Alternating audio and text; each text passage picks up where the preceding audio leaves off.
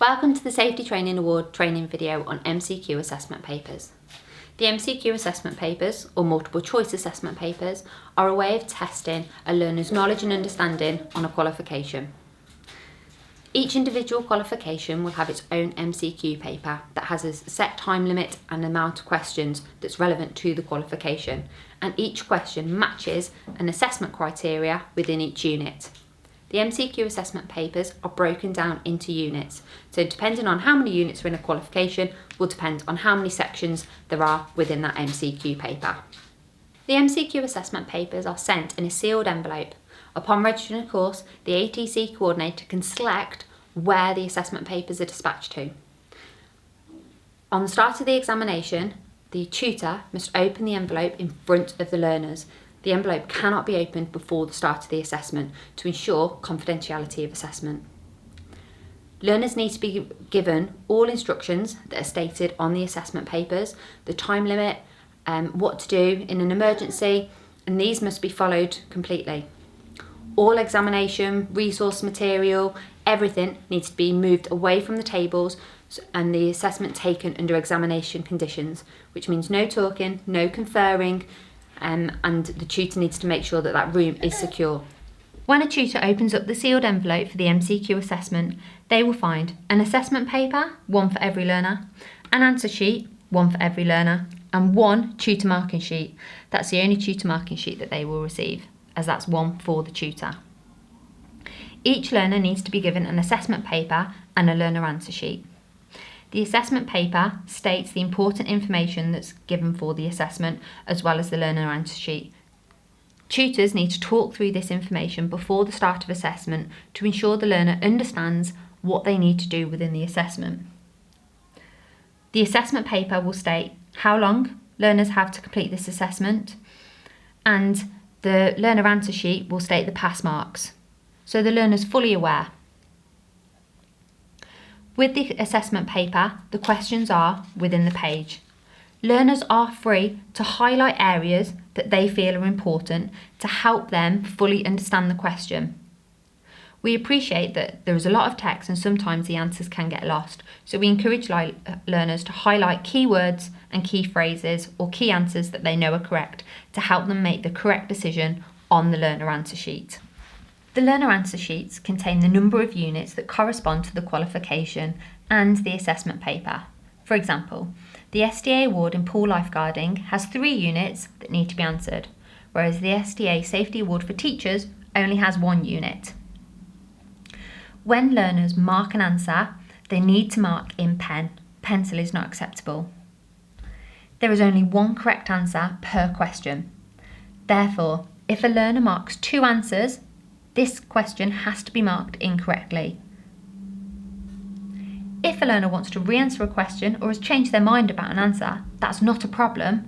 However, they need to cross the original answer out, mark the new answer, and initial at the side or side of a question, so that we know the learner has re-answered this question. Once the time limit is over, learners hand their question papers into the tutor. The tutor can then mark the original copy. They simply mark the boxes and put the unit total at the bottom.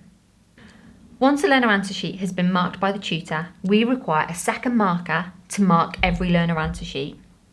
This is to ensure that there are no inconsistencies in results and to make sure that the result we are giving that learner is the correct result. Especially as most of our qualifications are what we call licensed practice qualifications, it's really important that if we're deeming someone competent to do a role, that we know that those results are correct.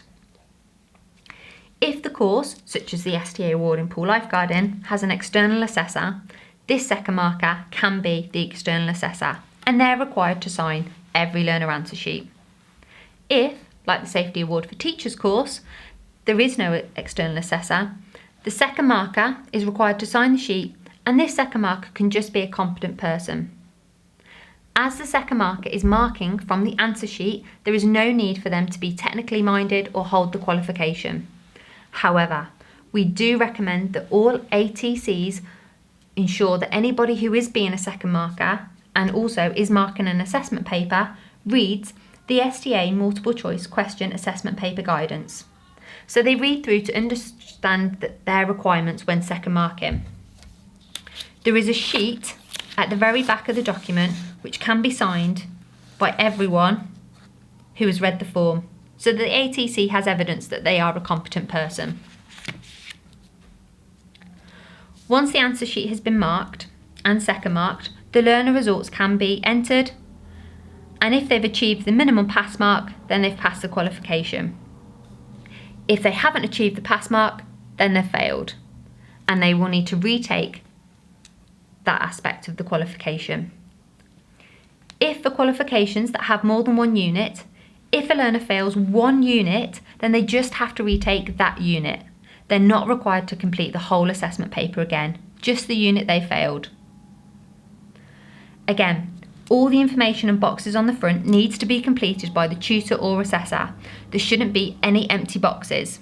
Once the assessment has finished, everything has been second marked and learners' results have been given, the ATCs need to remove, destroy or return to STA the assessment paper.